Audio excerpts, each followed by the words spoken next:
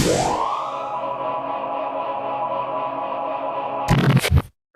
Hi, everyone. Thanks so much for joining us today for our top 6 trends in education from last school year and giveaways. So excited to have you all here. My name is Dawn McCotter, and I have my colleague here, Ben. I am Ben Tolson. I'm excited to be giving stuff away and talking about hot topics in education. Yeah, so this is one of our favorite webinars of the whole year, so we're so glad that you're here. And some of you have already found that QR code. So this is our basically way to get your name in for our giveaway. So if you want to snap the QR code, grab the bit.ly, put it in your browser, or Robin, who's behind the scenes right now, put it in the chat box. So make sure to grab it, and we'll bug you about it for the next 2 minutes or so before we start getting all those names and putting into our giveaway. That is how you enter to win. So enter to win. Again, I'm Dawn. Still Ben. And we have also put together a handout, which is also in the chat box there, all the resources, strategies that we're going to be sharing throughout this very fast-paced, fun-filled webinar. And of course, Robin. Hey, Robin, she's there to help. How you doing, Robin? Doing great, Dawn. Thanks, everybody, for joining us today.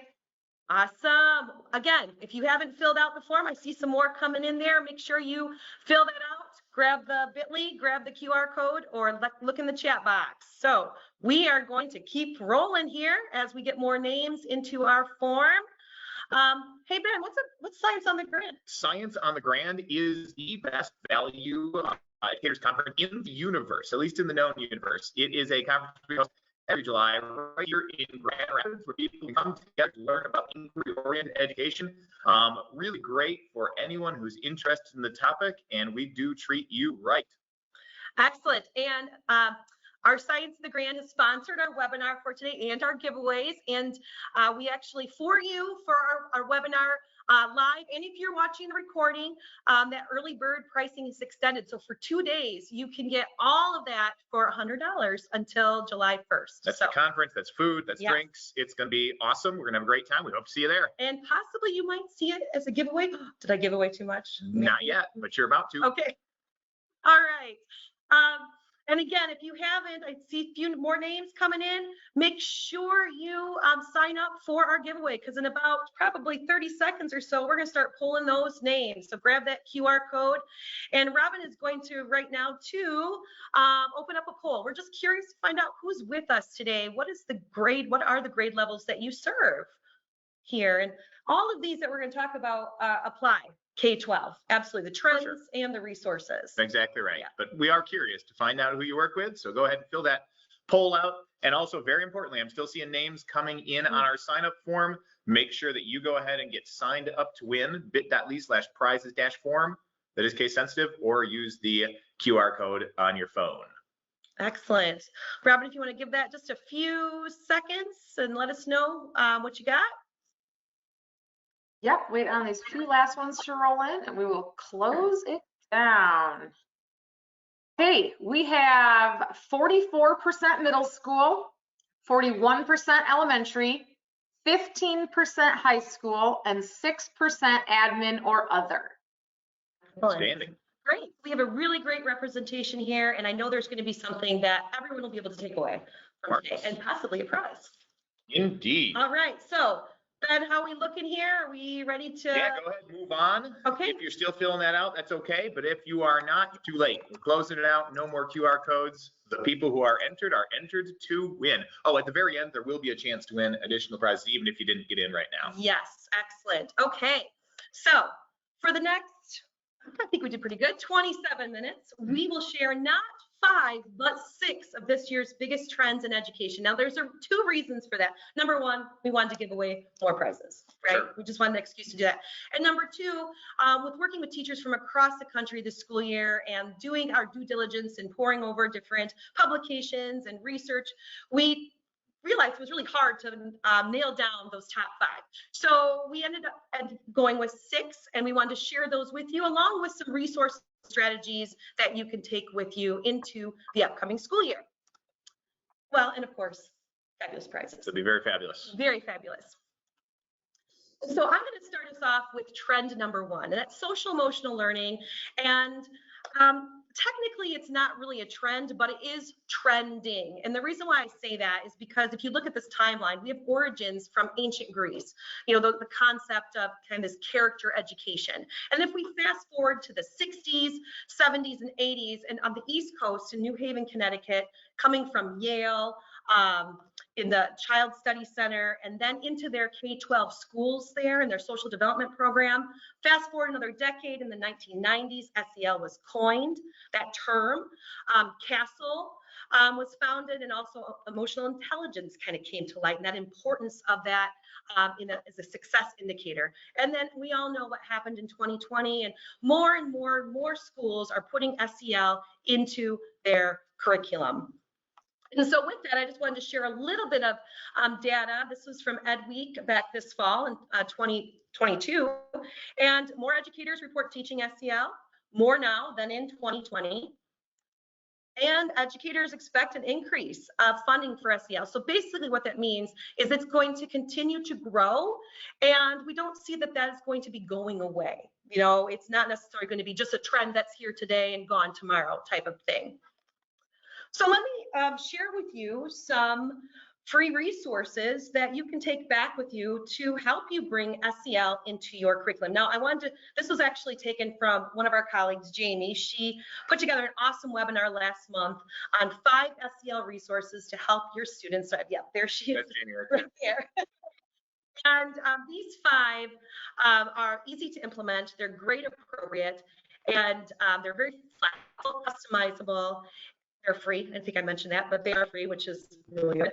And 4 of the 5 are research-based. So all of this is in that hyperdoc that's in the chat box there, so you can take a little bit more time to look at it deeply. Also linked to the video as well if you're interested in. So that's the first kind of resource, are these 5 different organizations that you can look into.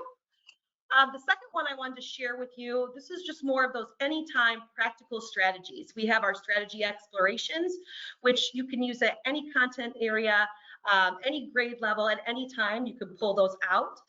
And then we also took some of those strategies and specifically aligned them to the CASEL core competencies, like self-awareness, social awareness, responsible decision-making, etc.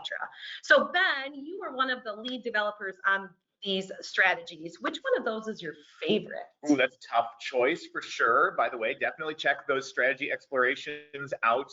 Simplest, quickest way to improve yourself as an educator that I can think of. Let's see, when I work with teachers, one of the ones that is on this list that always gets mentioned as a favorite is apology, appreciation, and AHA. A great way to build community, to help students understand some of those SEL skills. My personal kind of weird favorite is the scale the problem, which comes with a very cool graphic. So if you're curious to find out what that looks like, again, check those strategy explorations out. Excellent. Yes, I have to check that one out. All right, it is giveaway time. All right, our first giveaway, and I'm going to try to put all of your names in to our wheel. And while Dawn does that, she is going to be giving away a Starbucks gift card. So I'll give a fun fact about Starbucks. Starbucks was named after the first mate on the ship in the book Moby Dick. So that is an interesting origin and hopefully a fun fact that we can share while Dawn gets the lists ready to go. All right, we're on. Okay, so all of your names are put into our wheel of names, and we're going to find out who our first winner is of, what is it again we're giving away? Starbucks gift card. All right. Just like the first mate. Okay. Nice fact. Okay. All right, here we go. Let's see. Drum roll. Our first winner is? I think it's Ruth V. Ruth V is our winner. All right. Congratulations. You are the winner of $50 at Starbucks. Congratulations. All right, and I will be reaching out to you, Ruth, and we'll get that all coordinated. So congratulations, and we are going to move on to our next trend. All right, and this is a trend that is very near and dear to my heart. This is project-based learning, a wonderful way to help students understand how they can use their learning to make a real impact. Again, just like SEL, this is not a newfangled kind of thing. This has been around going way back to the days of Confucius and Aristotle and Socrates. And so this is a great idea whose prevalence or popularity sometimes waxes, sometimes wanes. It's definitely on the upswing right now. And so we definitely identify this as one of the main trends in education. And to show why this is such a powerful thing, I want you to think about that $50 Starbucks gift card that Ruth V has won. Well, if we told Ruth V, sorry, Ruth, it's not going to be your gift card until 50 years into the future, that would certainly mute the impact, the excitement around that gift. But we do the same thing in education sometimes. We say, this is going to be really useful stuff you're learning when you go out and get a job, right? That really takes away from the excitement, from the applicability. It diminishes students' enthusiasm or understanding of why this matters. So with project-based learning, we say, all right, we're learning this so we can do something that kids care about. It shows them the impact of their learning. If you want to do project-based learning, one of the things we have found is that teachers need support. And so that is why we have built Blue Apple projects. These come with like all the plans, all the materials that you need in order to do this well with your students, get that great win with PBL, see how it works in your classroom. And so definitely check out Blue Apple projects. Dawn, there are a bunch of different Blue Apple projects out there. Is there one of them that you think is your favorite? It's like picking your favorite child. Kind of is. Yes. Yeah, but we all know we have one, right? I'm going to say which one it is. Yeah, I'm trying to get her to say. No, I will. You know what? In all seriousness, my favorite is The Dirty Truth, and really because I'm a huge space nut. I love everything about space. And if you want to learn more about The Dirty Truth, check it out. Check it out, BlueAppleTeacher.org. Now, it's also great just to kind of get started familiarizing yourself with all the tools and resources out there. So I've linked in that HyperDoc to a really great resource from Jennifer Gonzalez from the Cult of Pedagogy. If you're not familiar with her or her work, definitely check her out. She's got an awesome podcast / article about how to get started with PBL. It's got lots of great links, lots of great resources right there. So I just sent you her way so that you can explore that and wrap your head around just what PBL looks like. But of course, there is no excuse for some actual training. And one of the favorite things that I get to do is go around the country and help support teachers in implementing PBL in their classrooms. There are a couple of pictures of teachers and us at work. It really does help to actually go through the process of thinking about it with a professional developer, with a coach. And so if you are at all interested, or your school is at all interested in doing project-based learning and deepening your integration of project-based learning into the work that you do, I definitely recommend that you check out our trainings. Right there in the HyperDoc, you can fill out a needs analysis. We would definitely love to come to your school, and we promise that it will be a ton of fun, in addition to being really useful. Is it time? It is time. Giveaway time. All right. Next, what are we giving away this time? We're giving away a Blue Apple project. And so my fun fact has to do with apples. And the Earth's crust is thinner compared to the Earth than an apple's peel is compared to an apple. Really makes you think, doesn't it? It does. It does. Okay. So are we ready? We're ready. Spin the wheel. Spin the wheel. All right. So here we go. Winner of Blue Apple project of your choice, Stephanie G. Congratulations, Stephanie G. You are the winner of a Blue Apple project. Excellent. All right. Congratulations. Okay. So we are on to trend number 3, soft skills. Now, a lot of people, you could lump these into social emotional learning, but really soft skills are broader than that. We're talking about collaboration, critical thinking, creative thinking, perseverance, things like that. And here at the Van Andel Institute, we have a research institute. It's in that building you see, and it's actually right across up the hill where I'm sitting right now. And we have the opportunity to talk with our lead researchers in our labs. And we ask them the question, what skills are needed to be a successful scientist? And this is what we got. And you notice here that all but one really are soft skills, right? Perseverance, critical thinking, curiosity. Well, let's take that a step farther. Let's go outside of science and look to see what this general employment looks like. This is a recent article from Indeed.com, the top 11 skills employers look for. Of those 11, 10 are soft skills. The only one that's more of a technical skill are those computer skills, right? Forbes, a couple years back, there are soft skills that are essential for the future of work. You can see those are all those very, very, very important skills that unfortunately, as educators, we know that they're important, but our state tests do not. And so what can we do to make sure that we're also putting those into our classroom and making that more intentional and seamless part of what we do? So one thing that we do here is something we call the habits of mind. And this is our model. This is our inquiry model. And you can see that we have the process of scientific inquiry. We take our students through here, but we also are very intentional about planning for those habits of mind because we can't assume that our students know those. So we need to create opportunities for them to be able to understand and know what it's like to be curious or to persevere or to be adaptable. And how do we do that? Well, we use various strategies. And so I want to share with you some of the strategies that we have created. Again, anytime, you can use these anytime. Any content area does not need to be science in any grade level. And these are all in the HyperDoc as well. And Ben, do you have a favorite here? I can pick a couple favorites here as well. Let's see. For collaboration, I love the truth contagion strategy. You can use this in absolutely any content area. Anytime there's a right answer, but students disagree about what it might be, you can use this strategy to help them evaluate exactly how effective their collaboration has been. If that sounds good to you, check out the collaboration strategy exploration and find truth contagion. It will definitely be valuable. Another one I love that we do in our professional developments all the time is the mascot strategy. Always gets people smiling, laughing, but also having some really deep conversations. Again, curiosity, check the strategy exploration out, but the make a mascot strategy. Just a couple of those you'll find in there. That's a great one. And when we do our PBL, that's one of the things we ask the teachers to build a mascot that represents PBL. Just a great way to get them thinking, engaged, and something you can do with your students. Love it. Tons of fun. Tons of fun. All right, giveaway time. Speaking of tons of fun, it's time for another giveaway. So John's going to pull the wheel up. I'm going to give you a fact about soft skills.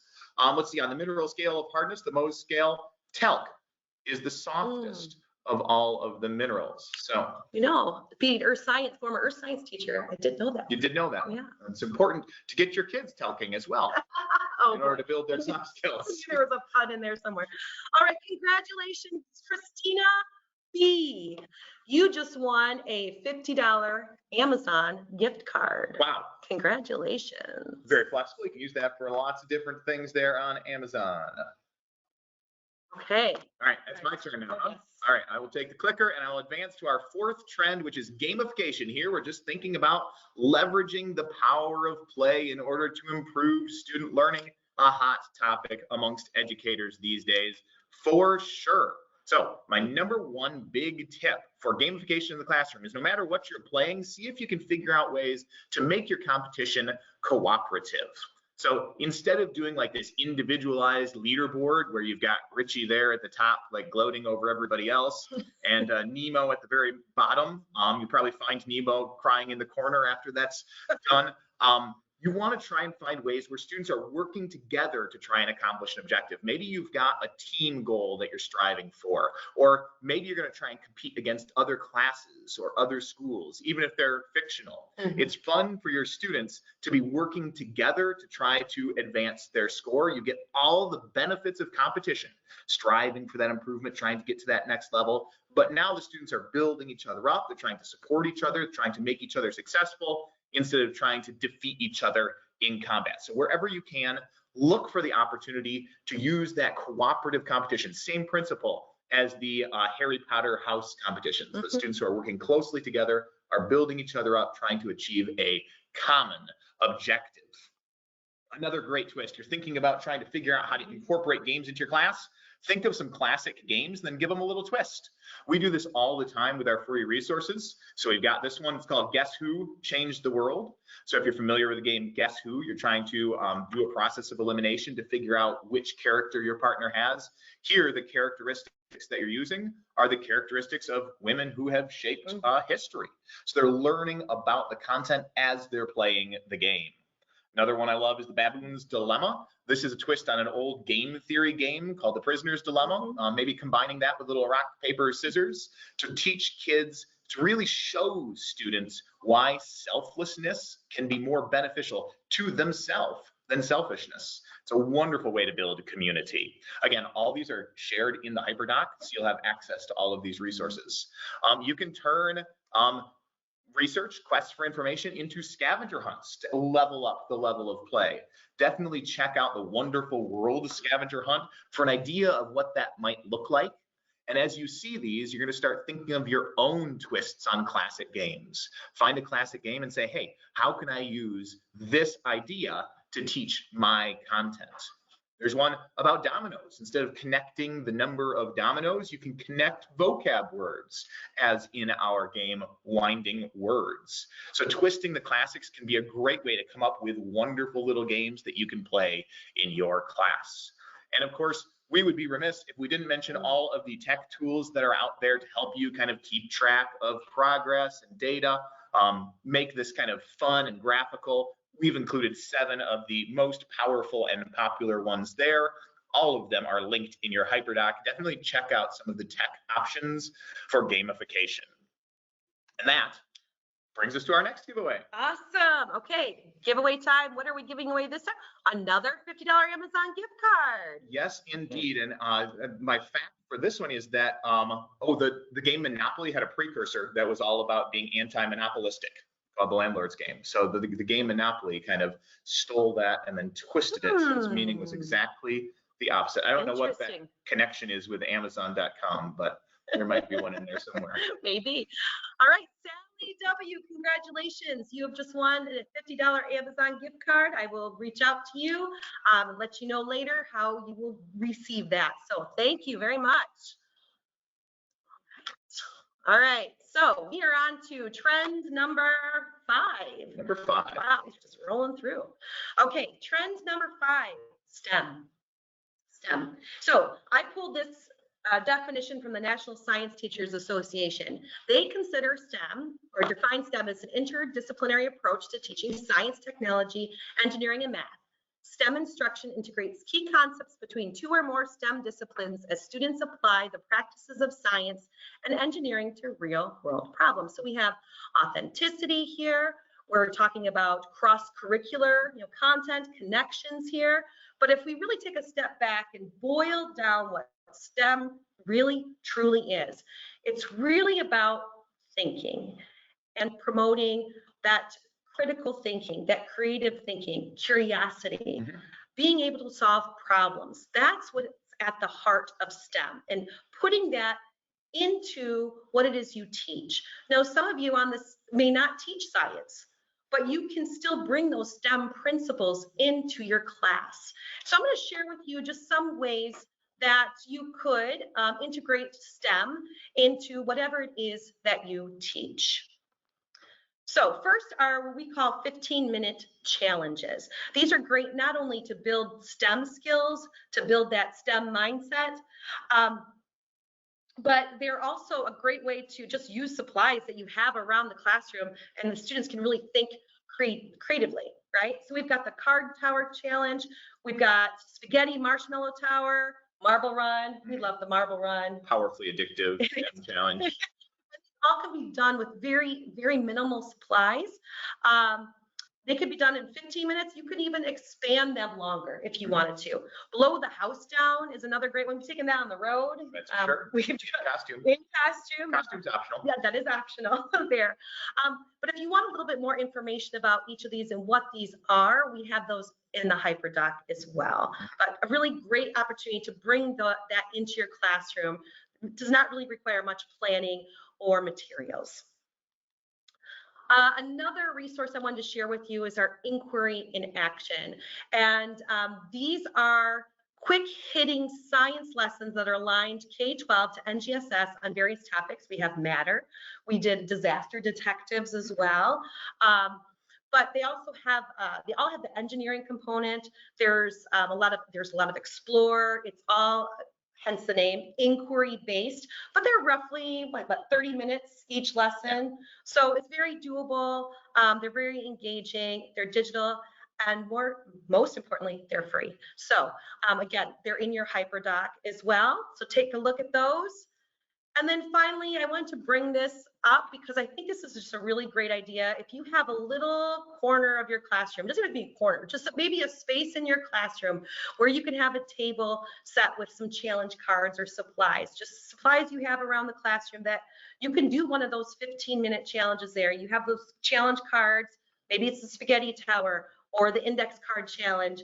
And when your students maybe finish a little early, you can send them to this innovation corner where they can do one of these challenges. Or maybe you run stations in your classroom and this could be incorporated into one of your stations as well. We like to call that here Makerspace Light as well. So those are just some really easy, quick hitting, fun, engaging ways to bring STEM into your classroom. Time. Next giveaway. Go ahead, Dylan, bring that next giveaway up while she does. Okay. STEM makes me think, oh, we're going to give away a different thing here, aren't we? We are, yes. Yes, so we have an option. So whoever wins this can choose between either a free admission to our summer conference, so if that's something you can make it to, or you can choose our NGI Quest, which is an asynchronous, very engaging type of resource you can give to your students to do. You can pick from 2 different science investigations. Marvelous. All right, let's spin to see who wins. This is about STEM, which makes me think of trees, which makes me think of the underground microbial network, which connects them all, where they can communicate with each other, called the Wood Wide Web. Check that out if you're curious to learn more. Our winner today is, it's gonna be Lindy or Carla? I don't know. Lindy C. So you will have the option of either our Science on the Grand conference or that NGI Quest. Okay, so we are rounding out our trend. We're on the last one. The last one, if you didn't predict it already, you can see it right there right now. It's AI, artificial intelligence, very, very hot topic in education these days. If you're not familiar with it, definitely check out ChatGPT. It can be really useful for you as an educator. It's like having a super clever, super tireless collaborator always there at your side, that you can do things like, hey, give me a draft of a lesson plan that I might use to teach this lesson. You can use what you want, you can change what you don't, but it's great for getting those ideas out there. You will play around with it, and if you do, you will definitely find ways to put it to use. You can also do that with pictures. There's these great tools like DALL-E and Stable Diffusion, which can help you generate any sort of picture that you have your heart set on. So if you want a purple cartoon baboon, you can make pictures that look like that or like that. It's really cool. Again, the only limit is your own creativity. So get into those tools. They're linked in the hyperdoc and play around. One of my favorite ways to use AI in the classroom is to play Beat the AI. For the rest of their lives, students are going to be asked, hey, what can you do that the machine cannot? Right. And so give students some prompts, not that one, give students some prompts so that they can, no, it's okay, don't worry about it. In the hyperdoc, you'll actually see that link right there, which will take you to a game called Beat the Chat GPT with lots of different examples of prompts that you can give to students so that they can say, all right, can I make improvements on this? Can I beat this by being more creative? Can I beat this by being more unique? It's a wonderful game to play. Bonus AI content right there, bit.ly/AI-in-education, case sensitive. You can get registered for next month's webinar where I'm going to take a deep dive into AI and how you can use it in your classroom. You'll definitely want to be there. Invite your friends. I'm going to share 5 great ideas for integrating that into your classroom. All right, almost to the end of our time, so it's time for our final prize. All right, which is, another $50 Amazon gift card. And speaking of Amazon, one of my favorite fun facts is that there are no bridges over the Amazon River proper. Isn't that amazing? That is amazing. And what else is amazing is that the winner of our final prize is Sarah L. Congratulations. I will be reaching out to you as well. Hey. Marvelous. All right, we are almost at the end of our time today, so we'd like to share this quiz. Or sorry, no, that's not a quiz, it's more of a poll.